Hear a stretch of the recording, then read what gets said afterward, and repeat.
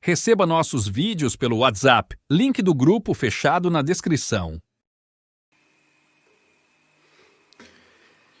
Se você utilizar construtivamente o poder que já tem, mais poder terá.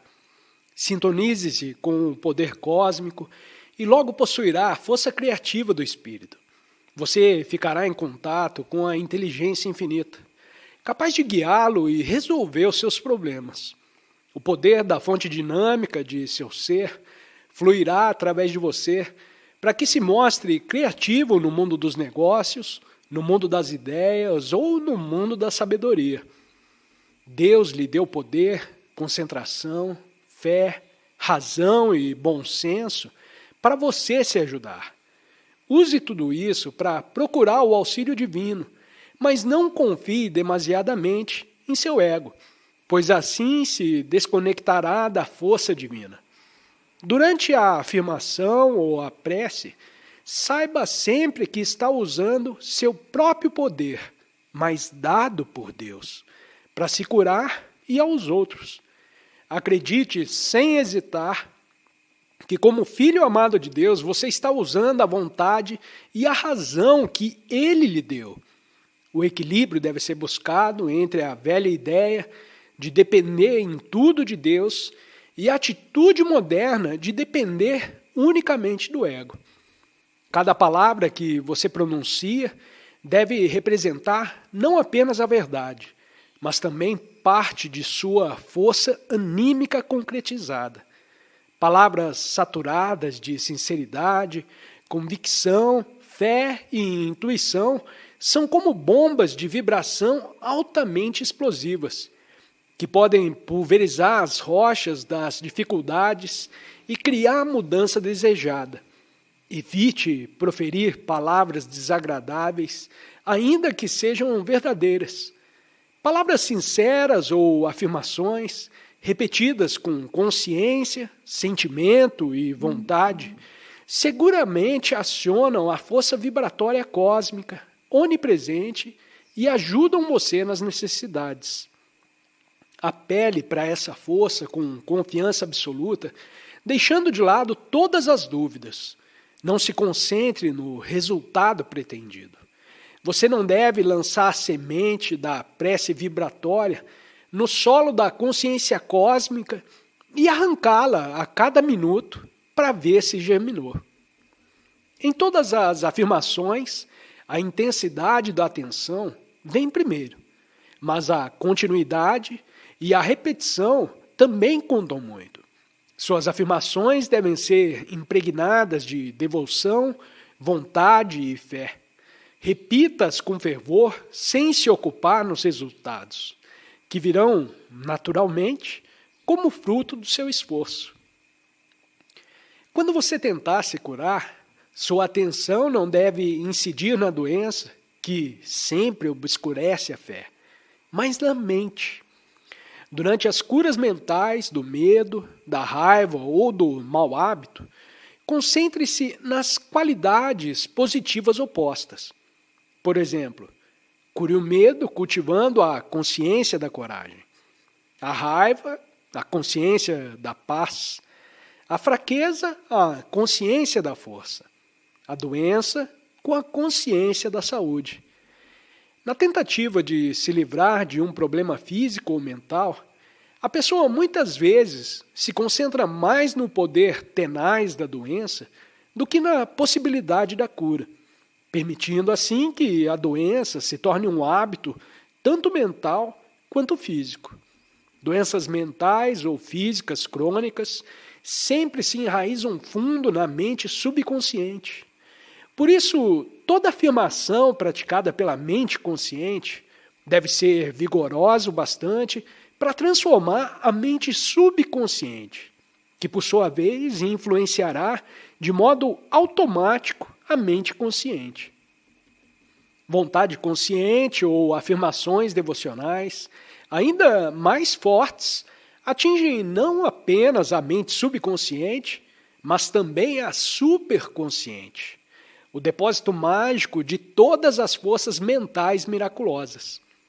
Afirmações individuais devem ser praticadas de boa vontade, com sentimento, inteligência e devoção, às vezes em voz alta, mas com frequência mentalmente, sem ser sequer murmuradas, acompanhadas de atenção e continuidade cada vez mais intensas. A atenção, desde o início da afirmação, precisa ir se intensificando sem ser nunca interrompida. A atenção dispersa, como uma criança irrequieta, tem de ser conduzida o tempo todo e treinada para desempenhar sua tarefa.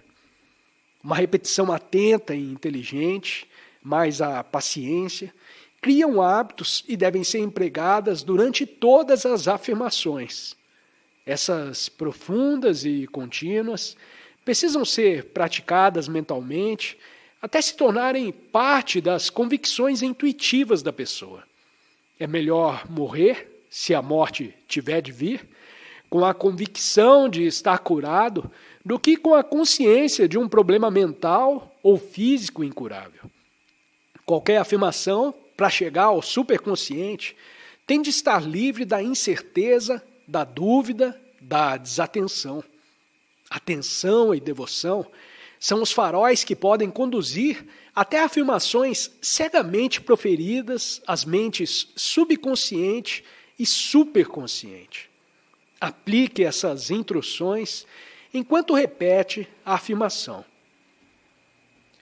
Sou corajoso, sou forte, o aroma do pensamento do sucesso perpassa por mim, perpassa por mim.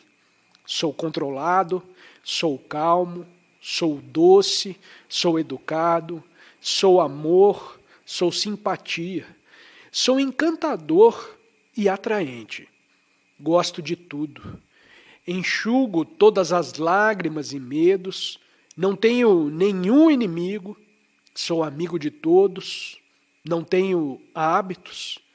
Ao comer, vestir-me e comportar-me, sou livre, sou livre. Ordeno, ó atenção, que venhas e pratiques a concentração naquilo que faço, nos trabalhos que executo. Posso fazer tudo. Quando penso assim, na igreja ou no templo rezando, pensamentos dispersos me acossam, impedem que minha mente te alcance. Impedem que minha mente te alcance. Ensina-me a possuir de novo e de novo minha mente e meu cérebro entregues à matéria, para que eu os dê a ti em prece e êxtase, em meditação e sonho. Devo cultuar-te na meditação e na reclusão, devo sentir tua energia, fluindo por minhas mãos operosas. Se eu te perder, na atividade te reencontrarei.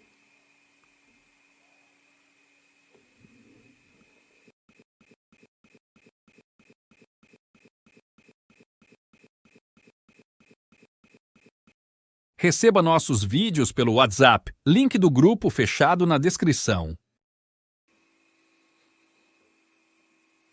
Em consequência de uma teimosa concentração no corpo insignificante e suas necessidades, a alma se esqueceu de sua natureza onipresente. Deus é onipresente. A alma humana, feita à imagem e semelhança de Deus, possui em si a experiência seminal da onipresença. Essa se acha oculta na alma pequena, assim como a árvore se esconde na semente minúscula. Observar o corpo todos os dias faz com que a mente se julgue confinada na carne. A mente, meditando sobre o corpo, torna-se limitada por ele. A mente, meditando sobre o infinito, torna-se ilimitada. A meditação sobre o infinito, à medida que se aprofunda, convence a mente de que ela não está apenas no corpo, mas em tudo. O homem espiritual, graças à irradiação da luz da simpatia e da meditação, aprende a seguir os problemas e as dores de outras almas. Descobre que o mundo é seu lar. Eis porque o aspirante, ao meditar, deve romper os laços com um corpo que é insignificante. Deve aprender a ficar imune ao frio e ao calor. Deve superar a fome e a dor. Deve eliminar todos os apegos que governam o corpo insignificante. Pois enquanto a mente permanecer focada no corpo, a alma não conseguirá evocar sua natureza onipresente. Meditar é pensar constantemente na vastidão interior e exterior, para que a alma possa esquecer seus vínculos com o corpo insignificante e sentir-se grande como Deus. Você tem vagado pelas solidões da distração, longe de seu lar de paz. Você é um filho pródigo que quer voltar para sua casa de felicidade. E o Pai está esperando. Não seja um mendigo aprisionado dentro de paredes de limitação que você próprio ergueu. Ponha abaixo as paredes. Tente ser um bom filho e não um irresponsável. Medite e depois divulgue suas preces pedidos por intermédio de seu microfone mental sereno. Em voz alta, em voz baixa ou mentalmente, afirme: Pai, tu e eu somos um, até sentir a unidade, não apenas na inteligência consciente ou na imaginação subconsciente, mas também na convicção superconsciente. Quando sua mensagem de anseio alcançar Deus dessa maneira, você sentirá a resposta divina. Mantenha seu rádio mental bem sintonizado, com suaves toques de devoção profunda e amor enorme e constante. Então, quando você menos esperar, ele se manifestará claramente sob a forma de canção, voz cósmica ou fragrância de 1 trilhão de flores místicas. O indício mais seguro da presença dele é o amanhecer da paz, que se pode considerar o primeiro mensageiro a anunciar sua proximidade secreta. Depois, a paz explode em mais luzes esfuziantes de alegria infinita e você o vê no fulgor de uma alegria crescente, envolvente e sempre nova. Você não atrairá jamais esse mensageiro antes de abrir a porta secreta da meditação profunda. Quando o contato for feito por meio da paz e da alegria crescentes, diga ao Pai que você não é mais um filho pródigo. Diga-lhe repetidas vezes, com sua profunda convicção superconsciente, que você e ele são um só. Você voltou para a casa paterna. Depois que o Pai aceitar seu pedido supremo de unidade com ele, peça coisas menores, prosperidade, poder, sabedoria ou qualquer outro dom que desejar. Você receberá, então, o seu direito divino de nascença. Na pessoa nervosa que mantém o corpo em constante movimento, a força vital é inquieta, a mente é inquieta, a vitalidade é inquieta, a respiração é inquieta. Mas em quem controla a força vital, com exercícios espirituais e a prática da calma pela meditação, a mente e o poder da vida também ficam sob controle. Acalmando a respiração com exercícios respiratórios adequados, a pessoa consegue se concentrar profundamente.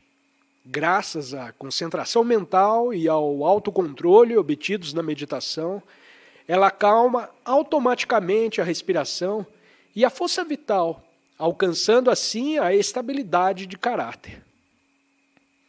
Pratique a arte do silêncio. Os tigres das preocupações, doenças e morte estão em seu encalço e o único lugar seguro para você é o silêncio. Quanto mais silencioso você for, mais feliz será. Aqueles que meditam profundamente sentem um silêncio maravilhoso, que deve ser mantido mesmo na companhia de outras pessoas. O que você aprender na meditação, pratique em suas atividades e conversas, não permitindo que ninguém perturbe sua calma. Agarre-se à sua paz. Não se deixe afetar pelo estado de consciência dos outros. Se entoarem cânticos a Deus, seja um com eles. Mas se revelarem qualidades indesejáveis, afaste-se. Encontre-se com as pessoas em silêncio, coma em silêncio, trabalhe em silêncio. Deus ama o silêncio. O reflexo da lua em um vaso de água agitada parece distorcido, mas a lua nunca se distorce. É a água agitada que produz essa ilusão. Estabilize a água no vaso e você verá a imagem perfeita, não distorcida da lua. A imagem perfeita de Deus dentro de você é distorcida por sua inquietação mental e falta de convicção. Suas habilidades celestiais estão dentro de você intactas. As ondas de suas convicções erradas, produzidas pelo ambiente, bem como os maus hábitos subconscientes, é que fazem a poderosa imagem dentro de você parecer distorcida. Aprenda a acalmar suas ondas mentais com a varinha mágica da superconcentração e verá, sem distorções, sua capacidade perfeita, que tudo vence. Deus esteve com você no início e tem estado com você o tempo todo. Só Ele estará a seu lado quando você se for. Faça as pazes com Ele agora. Nenhuma obrigação é mais importante do que o dever para com Deus, pois nada se faz sem o poder divino. O homem opera 5 telefones: os sentidos da visão, da audição, do olfato, do paladar e do tato, controlados pela medula e pelo coração. O coração e a medula são um painel de controle, graças ao qual esses telefones entram em contato com o cérebro. Quando uma sensação alcança o cérebro, imediatamente ela desperta pensamentos. A maneira científica de eliminar o pensamento é não prestar atenção aos objetos dos sentidos. Por meio da meditação, você aprende a desconectar sua energia dos sentidos e conscientemente penetrar no infinito. Experimenta uma expansão da consciência que se desloca dos limites do corpo para os limites da eternidade. A menos que você elimine por completo do templo da atenção os pensamentos perturbadores, Deus não virá. Deus só se entrega quando está seguro de que todos os pensamentos mundanos foram removidos de sua mente. Ele é como a chama de uma vela, que não resiste ao sopro da inquietação, mas arderá imperturbável quando você não estiver mais inquieto. Nós ensinamos um método científico de concentração, um método popular, ineficaz, pode ser descrito por essa tentativa fracassada. A cena se passa num apartamento por volta das 14 horas de um dia de inverno. Uma senhora entra, fecha apressadamente as cortinas e senta-se numa cadeira de espaldar reto para meditar. Mal seu corpo toca a cadeira e ela exclama: "Meu Deus, essa cadeira é dura demais. Vou buscar uma almofada." Sentada na almofada, ela de repente percebe que a cadeira está maliciosamente balançando e perturbando o início de sua concentração. Assim, transfere o corpo e a almofada para outra cadeira. Agora sim, tudo está perfeito para um mergulho agradável nas profundezas da concentração. Um instante depois, já pronta para o mergulho interior, ela ouve: tá, tá, tá, bum, tá, tá, bum. É o aquecedor fervendo. Chateada, a mulher desliga o aparelho e, justificadamente indignada, sente-se ainda mais decidida a mergulhar fundo nas profundezas da meditação. Um minuto depois, pling, plong, pling, plong. É o piano do apartamento ao lado e, aborrecida, ela pensa: lá está aquele maldito piano outra vez, e bem na hora em que eu me sento para meditar. À medida que sua raiva vai diminuindo na penumbra, ela começa a refletir: bem, Esse piano realmente é ótimo, só falta a afinação. Logo vem a lembrança do piano de sua querida avó, nos doces tempos de outrora, aquela queridíssima avó que sempre a protegia da disciplina rígida de seus pais. E outros pensamentos afetuosos sobre a boa velhinha. De súbito, a mulher se força a sair do suave devaneio e lembra: "Oh, devo praticar em silêncio, eu tenho que me concentrar." Assim, com virtuosa dignidade, recriminando o espírito por suas divagações e reafirmando o autocontrole, ela novamente tenta meditar. Mal fecha os olhos e o telefone toca com uma insistência desavergonhada e irritante. A mulher desabafa rangendo os dentes. "Não vou atender. Grite o quanto quiser." Mas o impertinente continua com seu trim-trim exibindo uma inacreditável persistência. Bem, talvez seja uma chamada importante. "Alô? Aqui é Somerville 2924. O que você deseja?" Houve então a resposta exasperante: "Desculpe, foi engano." A mulher bate com força o aparelho no gancho. Finda essa terrível provocação, ela reúne coragem para tentar se concentrar de novo, enquanto seu cérebro remói o pensamento. "Vou cortar esse telefone, assim ele não me perturbará de novo." Empunhando uma tesoura, prestes a cortar o fio, quando lhe ocorre a inconveniência que isso pode significar. Muda de ideia e deixa o telefone fora do gancho. Feito isso, senta-se de novo, vitoriosa, em seu trono de concentração.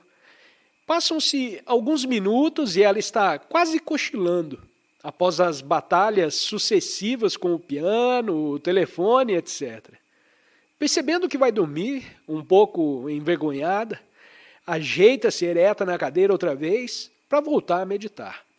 De súbito, a campainha soa estridentemente e, como antes, ela pensa: "Não vou atender."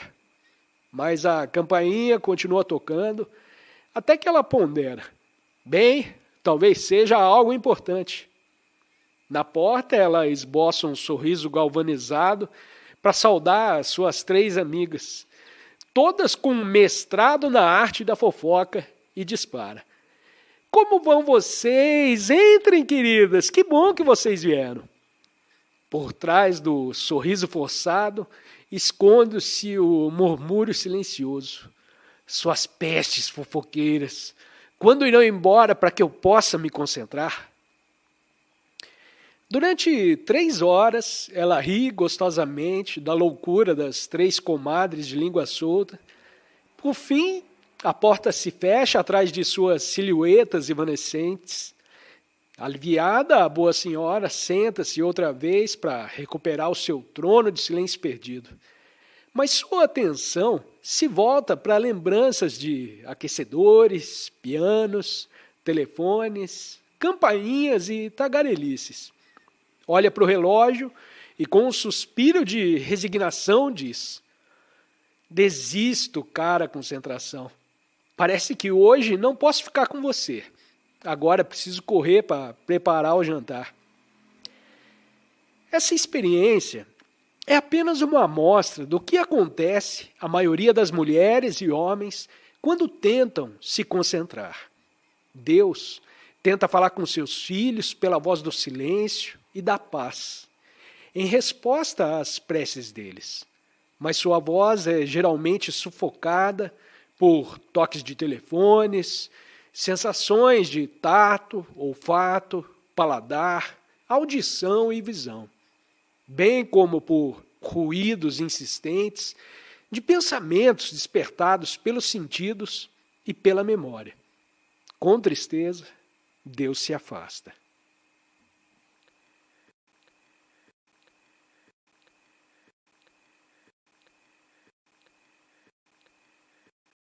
Receba nossos vídeos pelo WhatsApp, link do grupo fechado na descrição.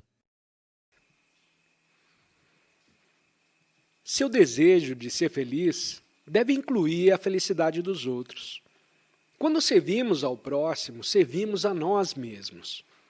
Não pense, ajudarei aos outros, mas ajudarei meu próprio mundo, porque de outra maneira não serei feliz.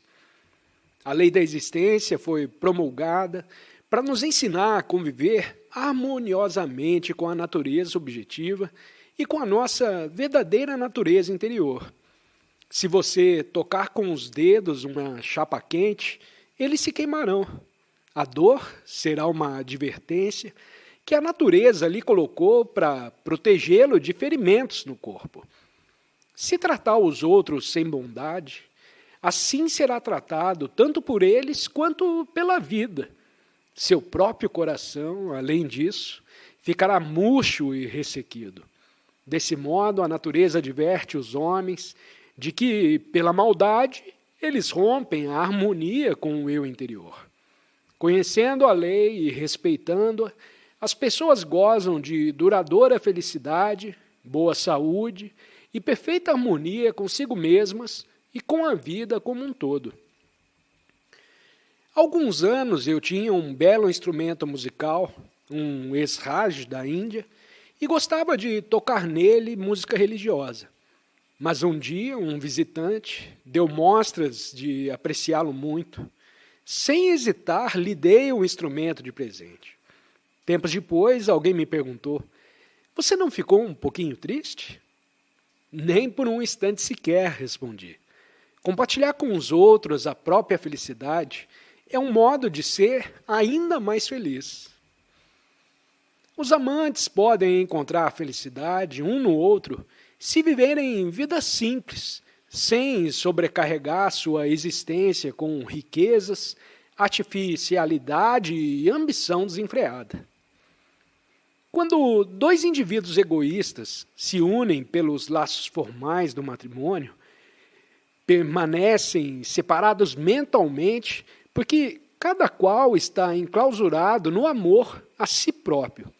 Na prisão do egoísmo, nunca alcançam juntos a felicidade e a harmonia.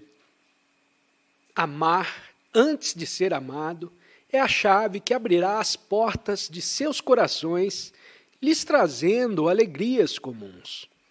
Amar apenas a si próprio é confinar-se. Quando os casais aprendem a expandir suas simpatias e a desprender-se de si mesmos, como indivíduos, casal ou família, transformam o seu relacionamento tanto quanto a desarmonia emocional que o egoísmo produziu, num convívio de amor divino e solidário. O amor abnegado é o segredo de tudo. Casais que de começo definem seus relacionamentos em termos de eu e você, aprendem mais tarde, graças ao aprofundamento da compreensão, a pensar em conjunto. Assim, o amor humano evolui para o amor divino. Sem Deus, o afeto humano nunca é perfeito. Nenhum casamento pode ser realmente frutífero sem o ingrediente secreto do amor divino. O amor terreno, que não vai além da criatura amada para absorver a divindade, não é de forma alguma um sentimento autêntico. É mero culto ao ego, pois está enraizado num desejo. O verdadeiro amor emana de Deus. Somente corações purificados pela autoexpansão conseguem absorver a plenitude desse amor. Expandindo-se, os sentimentos do coração tornam-se canais por onde o amor de Deus flui para o mundo. As pessoas realmente felizes no casamento não devem sua felicidade ao cônjuge. A felicidade brota de dentro de cada uma delas. Como é triste observar o sofrimento de quem baseia suas esperanças de ventura no próximo. Nem mesmo a felicidade, que é um bem universal, deve ser imposta aos outros. Na verdade, isso nem mesmo é possível. As reformas, quando alheias à vontade divina, só geram desarmonia. Até o bem que praticamos deve ser ofertado com amor e respeito pelo livre-arbítrio dos semelhantes. Esse respeito se dirigirá, acima de tudo, à porção divina que existe neles. A caridade nunca deve privar os favorecidos de sua dignidade, que vem de Deus. Ao dar, devemos incentivar os outros a dar também alguma coisa em troca. Devemos fazê-los sentir nossa gratidão por seus serviços. Eles não são beneficiados se tiverem de receber passivamente a nossa generosidade. Quando um lapidador de diamantes quer produzir uma bela pedra, ele sabe que deve cortá-la seguindo sua clivagem natural. O corte não pode ser feito ao acaso, para satisfazer alguma fantasia pessoal abstrata. O mesmo é verdadeiro quando desejamos extrair a beleza da natureza humana. Devemos levar em conta a realidade dos outros e nunca tentar lhes impor a nossa própria realidade. À medida que a pessoa evolui espiritualmente, descobrindo a alegria e a centelha divina dentro de si mesma, é natural que deseje encontrar meios de transmitir seu ardente senso de felicidade e bem-estar aos outros homens. No entanto, desde logo, aprende que tem de encarar as coisas como são. Qualquer tipo de instabilidade mental, e a tristeza é uma espécie de desequilíbrio da mente, deve ser combatido com cuidado, aos poucos, pois um choque súbito, ainda que de alegria, só agrava a perturbação. É bom e certo que cada um de nós se esforce ao máximo para tornar esse mundo um lugar melhor para viver. Deus não gosta do egoísmo. Se o devoto guarda por ciúmes, até mesmo a graça que recebe na meditação, fortalece seu ego e não sua alma. Nem sempre nos é possível alcançar rápida ou facilmente os nossos objetivos altruísticos. Esse fato, contudo, não deve nos impedir de praticar o maior bem que pudermos. Feitos como somos, a imagem e semelhança de Deus, trazemos potencialmente dentro de nós seu poder oculto. Portanto, vivamos e trabalhemos movidos por essa orientação e força interiores e não pela consciência do ego. Quanto mais vivemos na certeza de sua presença, graças à concentração e meditação diárias, com mais segurança desenvolveremos nossos poderes latentes. Esses poderes, nascidos da harmonia interior, devem ser usados para a superação de quaisquer dificuldades. Pratique a arte de disparar sorrisos candentes contra o alvo dos corações entristecidos. Toda vez que o coração de alguém é atingido pelo projétil de seu sorriso, você acertou na mosca. Corte-os de sabores com a lâmina da sabedoria. Tão logo descubra um coração sofredor. Dispare-lhe sorrisos reconfortantes e palavras gentis. Quando perceber alguém esmagado pelas nuvens da dor, disperse-as com o bombardeiro pesado e contínuo dos seus valentes sorrisos. Ao perceber as trevas do desengano, alveje-as imediatamente com os sorrisos que suscitam a esperança. Não crie o hábito de gemer, crie o hábito de sorrir. Imunize-se contra a prática das ofensas. Esqueça e perdoe de boa mente aqueles que o ofenderam. Nunca se encolerize. Nunca se permita ser vítima da cólera alheia. Esforce-se para superar as atividades, mas sorria no começo, no fim e o tempo todo. Não há melhor tônico para a tristeza do que o sorriso verdadeiro. Não há poder maior com o qual possamos superar o fracasso do que o sorriso franco. E não há beleza superior ao sorriso da paz e da sabedoria brilhando em nosso rosto. Ó riso silencioso, alegra a minha alma. Que minha alma sorria através do meu coração e que meu coração sorria através dos meus olhos. Ó príncipe dos sorrisos, entroniza-te sob o dossel do meu semblante. Protegerei teu eu gentil no castelo da minha sinceridade, para que nenhuma hipocrisia rebelde ouse destruir-te. Faze de mim um milionário dos sorrisos. Espalharei generosamente tua alegria pelos corações tristes em toda parte. Desde as primeiras horas da manhã, irradiarei meu regozijo para todos que encontrar durante o dia. Serei os raios solares da mente para quem quer que cruzar hoje o meu caminho. Acenderei as velas dos sorrisos no coração dos infelizes. Diante da luz imperecível da minha alegria, a treva fugirá do coração dos meus irmãos. Mãe Divina, me ensina a amar e a servir ao próximo. Ensina-me a ser fiel à palavra dada, assim como desejo que os outros sejam fiéis comigo. Ensina-me a querer bem os meus semelhantes, como quero que me queiram bem. Ensina-me, ó Mãe, a tornar felizes os meus irmãos, a fazê-los sorrir. Ensina-me, ó Mãe, a encontrar minha felicidade na alegria dos que me cercam.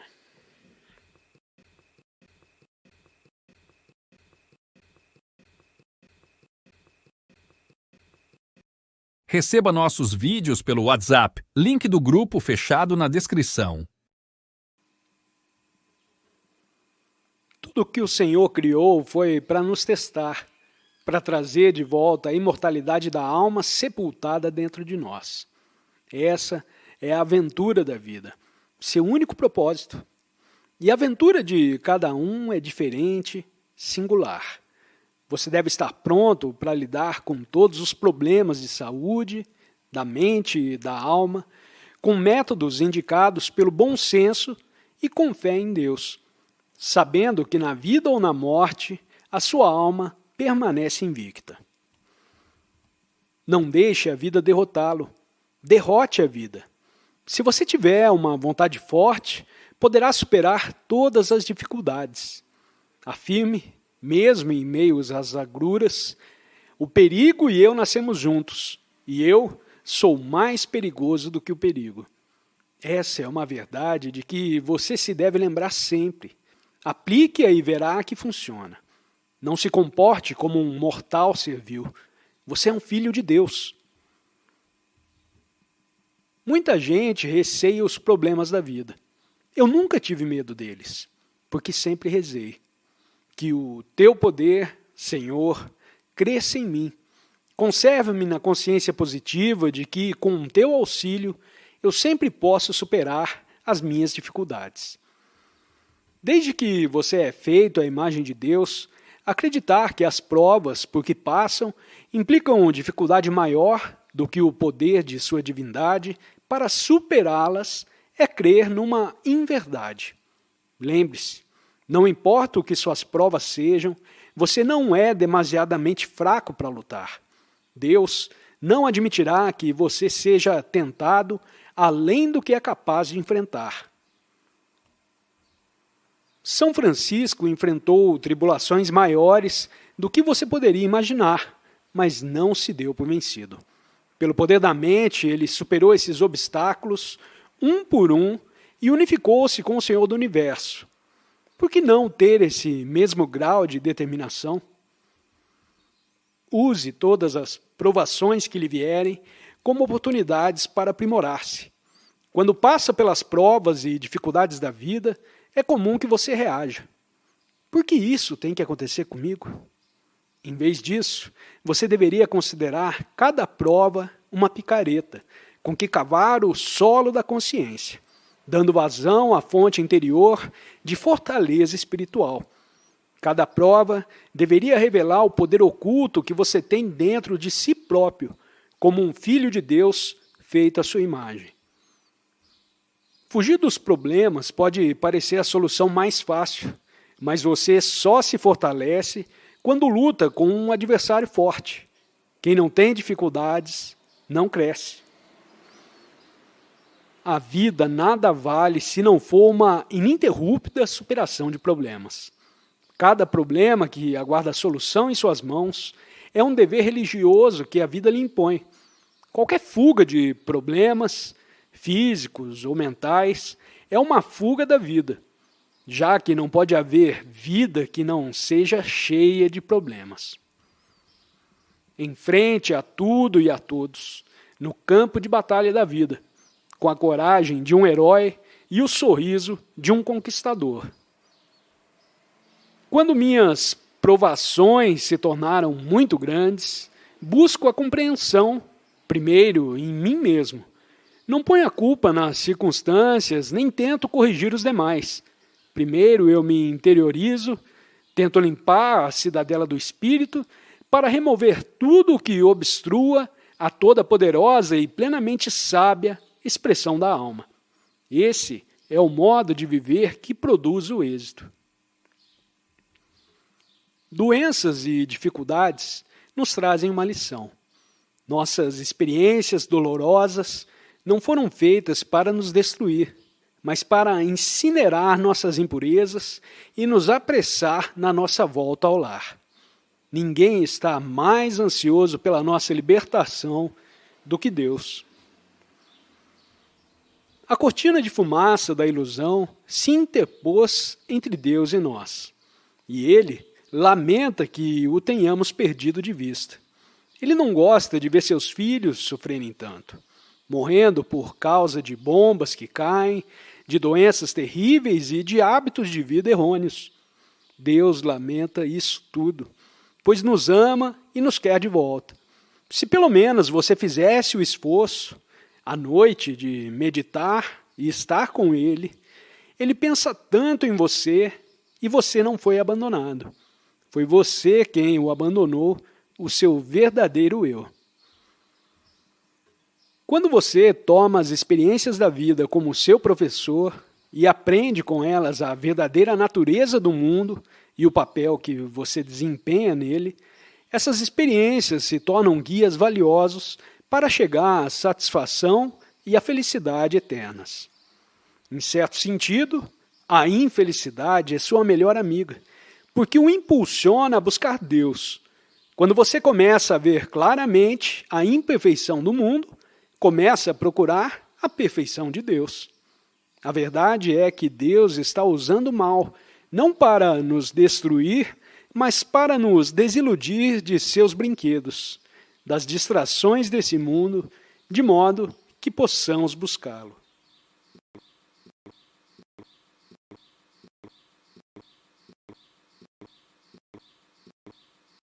Receba nossos vídeos pelo WhatsApp, link do grupo fechado na descrição. A perfeita saúde de Deus permeia os sombrios recantos da minha doença física. Em todas as minhas células brilha a sua luz curativa. Elas estão perfeitamente bem, pois a sua perfeição está nelas.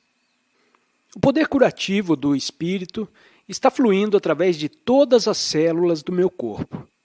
Sou feito da única substância universal, a substância de Deus.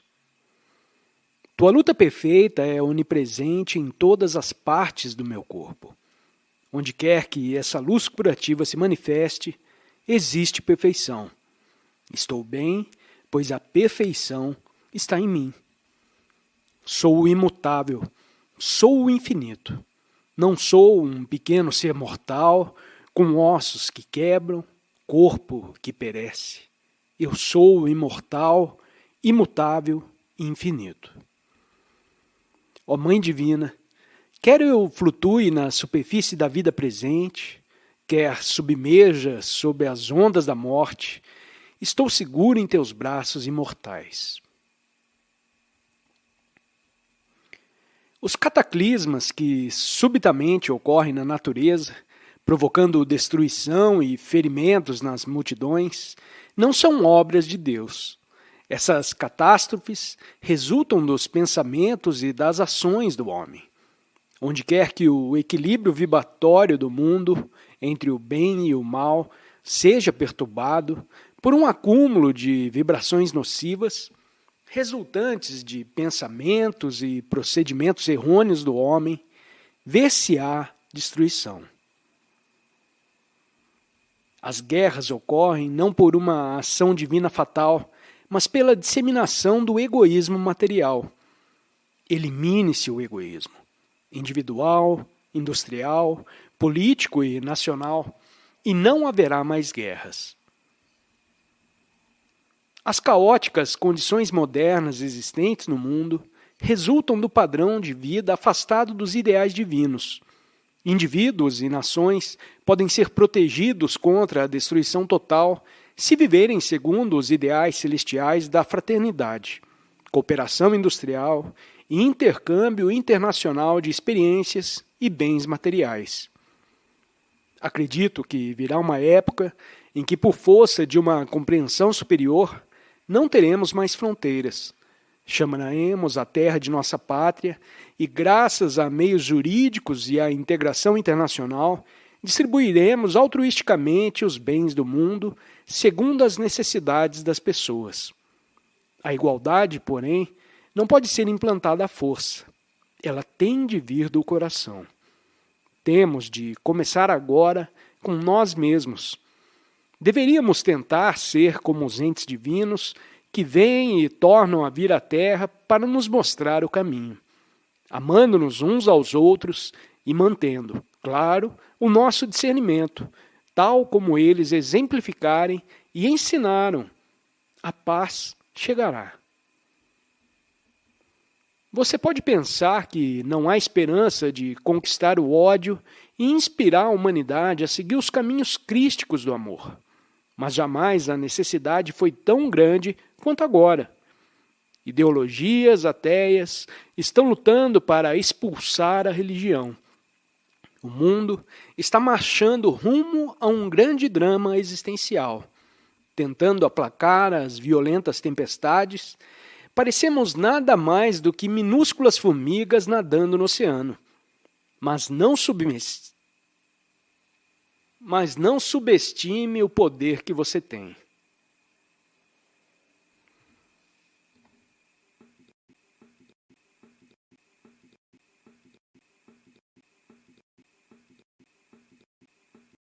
Receba nossos vídeos pelo WhatsApp, link do grupo fechado na descrição.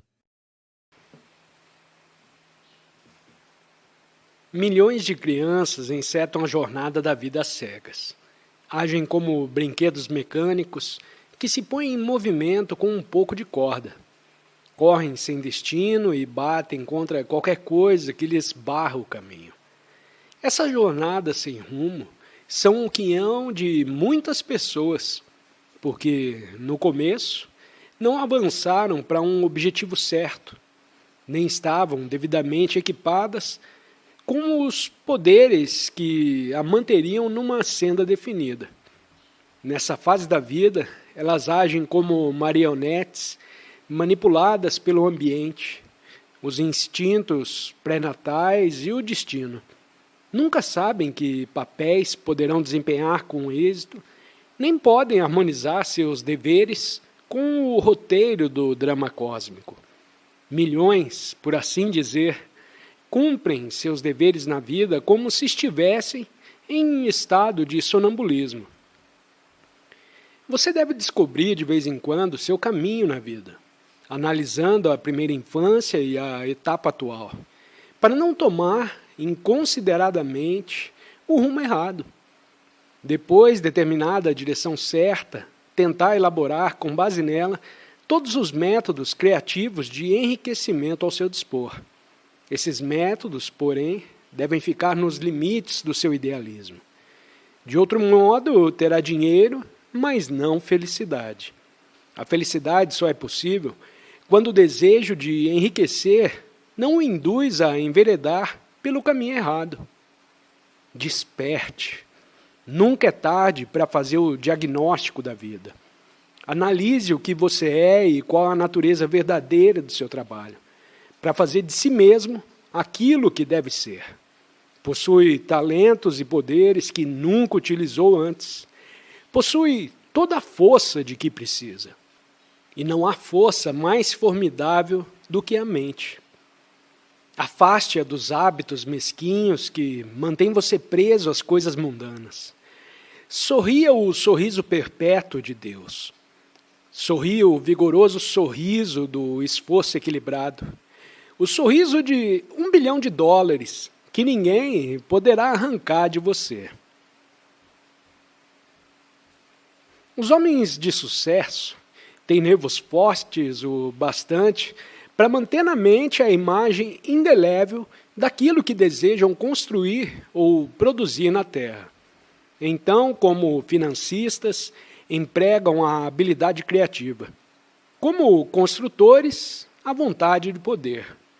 Como carpinteiros, a atenção minuciosa. E como operários, a paciência mental, para assim materializar seus sonhos.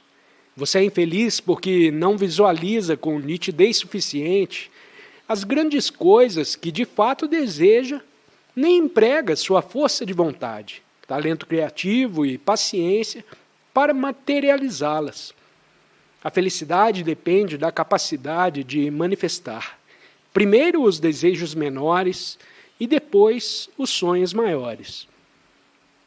Cuide para não alimentar ambições impraticáveis na vida e, consequentemente, passar anos atolados no lodaçal da pobreza, vítima do sarcasmo de familiares e amigos, como se perseguisse a cauda de um arco-íris. Faça esquemas mentais das pequenas coisas e esforce-se para concretizá-las, até conseguir tornar realidade também os grandes sonhos. Contente-se com a obtenção de pequenos êxitos, pois assim aprenderá a ser um milionário da felicidade e, mais tarde, a materializar seus sonhos grandiosos. A infelicidade é consequência do fracasso. Você poderá criar para si uma felicidade duradoura se não permitir que nada o perturbe na jornada do sucesso. O homem é um ser material e espiritual. Deve evoluir espiritualmente, graças à disciplina interior, mas precisa mostrar-se materialmente produtivo, desenvolvendo suas habilidades profissionais. O homem primitivo empregava todas as suas faculdades mentais na satisfação das necessidades da vida material. Passava o tempo todo caçando, comendo e dormindo. O homem moderno tenta, por meios científicos, satisfazer as condições materiais da vida atual. O que o homem primitivo fazia sem nenhum método, o homem moderno faz metodicamente.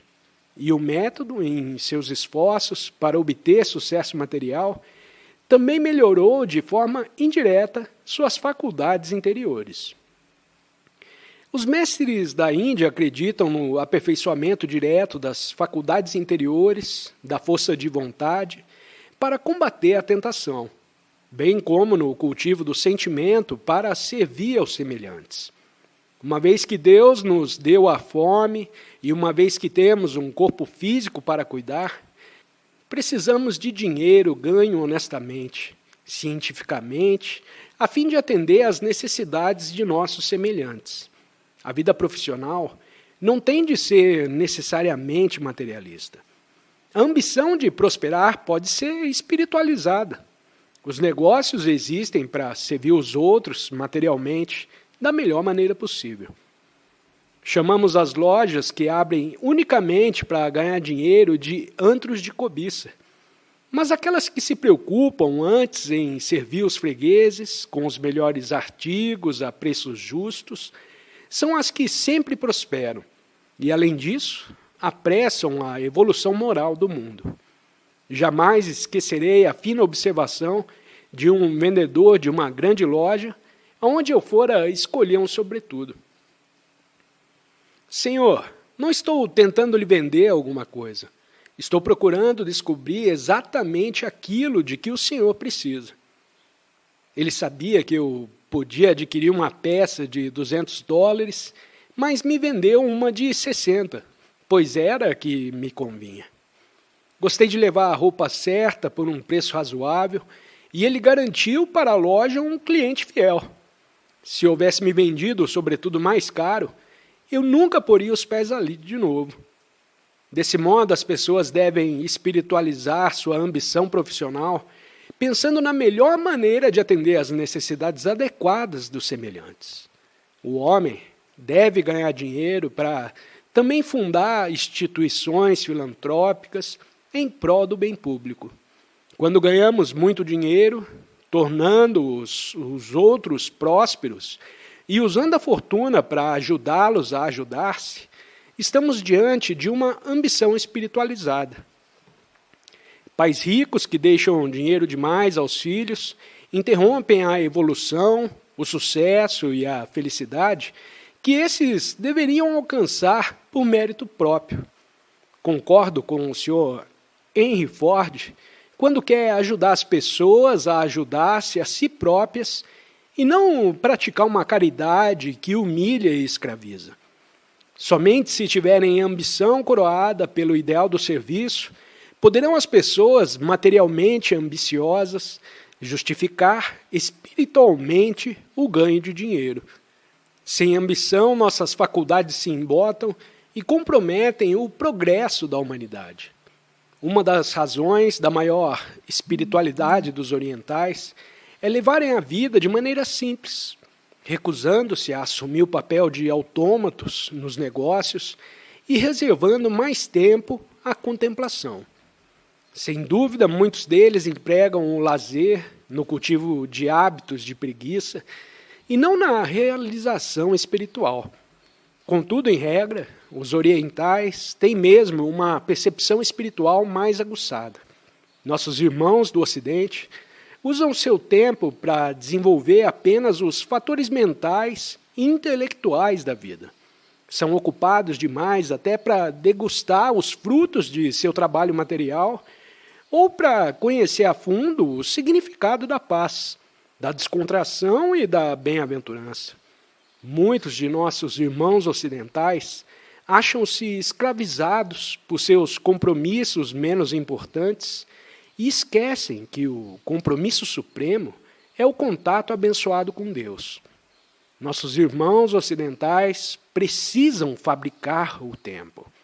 Embora devam lutar mais pela vida por causa do clima frio, gozam de uma vantagem com relação a seus semelhantes do Oriente: o uso extensivo de máquinas. Poderiam, assim, economizar tempo para estudos mais profundos da vida, e não só para a dança ou os divertimentos.